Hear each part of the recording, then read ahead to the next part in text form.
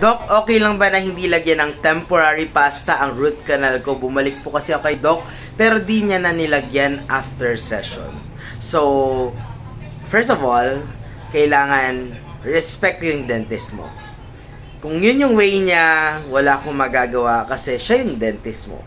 Pero, dun sa tanong mo, sasagutin ko yan in my honest opinion about that case. Okay?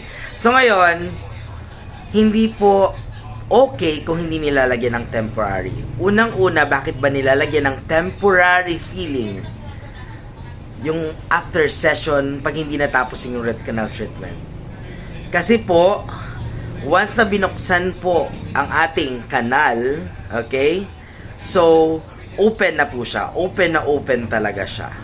So, hindi siya matatapos yung unang session kung may nana pa, kung kailangan mo na mag-antibiotic for 7 days para mawala ang nana dahil hindi ma-dry yung area ng kanal para maiwasan na mag-failed ang root canal treatment. So, for next session, as much as possible, andun pa rin yung temporary kasi pag walang temporary, ang magiging consequence niyan is since open yung area na binutas doon sa ngipin mo, papunta doon sa kanal, may passageway yung bacteria para pumasok doon at the same time yun yung magkukos ng nana at hindi na naman po matatapos yung next session kasi may nana nga.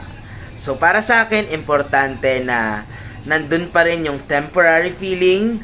If in case na natanggal yung temporary, pagbalik ng patient, ang ginagawa ko is lalagyan ko po. That's how I deal with that case, and pero I respect your dentist. So yun lang. And don't forget to smile.